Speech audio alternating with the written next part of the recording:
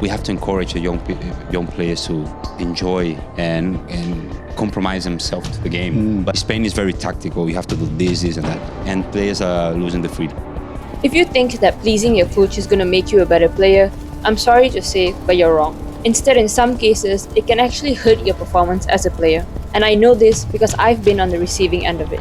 And today, I want to share exactly what happened. Back in 2023, I was going through a series of injuries. First, I tore my right PCL, then I injured my left MCL, then I rolled my left ankle, and then I pulled my left hamstring. Basically, my body was collecting injuries like Pokemon cards, or Hot Wheels, depending on which era you're from. But at that time, I felt like a puny. I was afraid that the team would think I was injury prone and they would see me as a liability, so I was desperate to prove myself. This club that I was playing for at that time, this was the first time I had played for a club that had more than one coach. And when you have more than one coach, it also means that you'll have more than one opinion. So during one of the training sessions, we were playing a small-sided game. I was a winger. The ball came in from midfield. I had my back facing the byline. I took my first touch forward. A defender came in to try and close me. I held her off, took the shot off with my right foot, and buried it in the bottom left corner. It was amazing. Now that seemed fine. Everything went well. I scored a goal, and which the last time I checked is actually how you win a game of football. But after the session, I get pulled aside. And I was told that instead of just shooting with power, I also had to place the ball. The coach said that because I kept hitting the ball with power and I kept blasting it into the net, that was not how it's supposed to be, and I also need to place my shots every now and then. And I didn't understand because everything went fine. I scored a goal, and isn't that the point? But because I was so desperate to prove myself to the team and to the coaches, I took on that advice. I decided that I was going to show this coach that I can also place my shots. So in the next training session, I tried. Again, the ball came in from midfield. I was playing on the wing, back facing the byline, first touch forward. There was no defender to hold off this time. But where I would normally take the shot, this time I hesitated. I paused. And that was enough for the defender to come in and steal the ball from me. My brain was no longer in flow because now I was trying to do something different. Basically, I was glitching mid-training. And this went on for a while. I kept taking on the advice, kept messing up, kept doubting myself, kept taking on more advice, and this just went on and on and on. Until one day, I found the solution. I've never looked back since, and I've never played better since.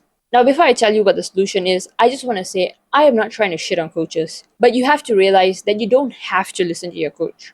Sure, your coach is not actively trying to sabotage your career, but you also have to have the maturity to understand that not every advice is created equal. For the most part, the advice that the coaches will give you is good advice, but you have to decide whether or not you need that advice. If you're getting the results that you want from the actions that you're already doing, keep doing them because they're working for you.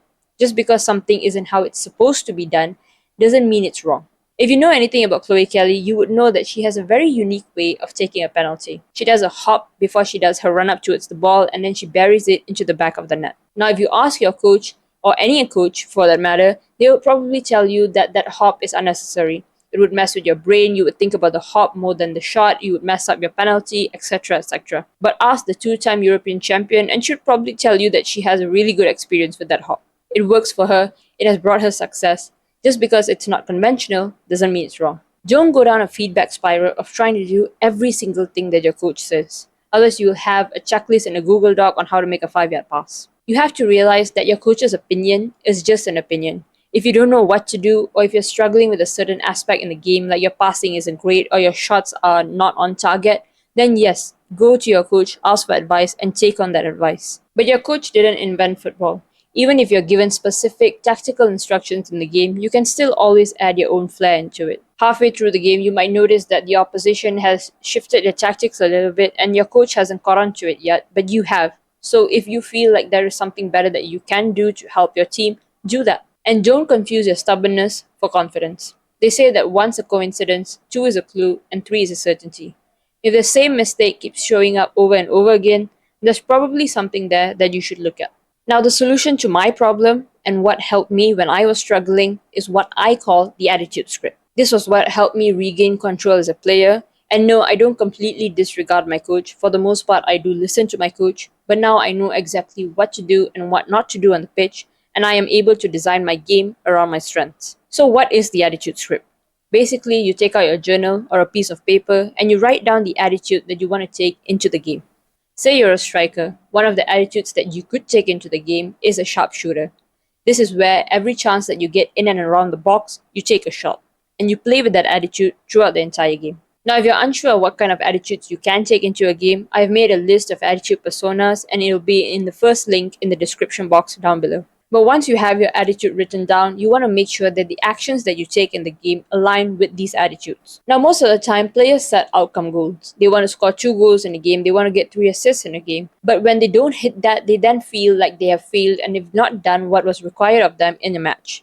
But you have to realize that outcome goals are not within your control. You could have taken an amazing shot and the keeper might have just been prime Mary Earps on that day.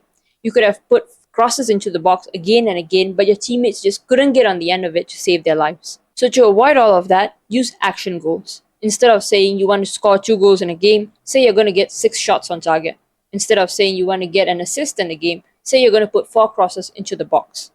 Action goals are completely within your control. You might take a shot and the keeper might save it, you still did your job. You might put crosses into the box and no one tapped it in, you still did your job. You can go home knowing that you have put in the shift and you have done the work required of you. I recently had a game where I didn't score a goal. Old me would have been so upset, she would have been so petrified, she would have probably beaten herself up in her head over and over again. But new me, too mature for that. Also because I knew I did what was needed of me. I took my shots, I drove the ball forward, I made the dribbles, I did all the necessary stuff, and I know that the goals are just a matter of time. The outcomes that you want are just the byproducts of the actions that you will take, so make sure they align. Because the goals and assists, they will come. They're just running a bit late, like how you normally do with your assignments. Now, if you want the list of the attitude personas that you can take into a match, link is in the first line of the description and the pinned comment. Thank you for watching. I hope you've gained something valuable from this video.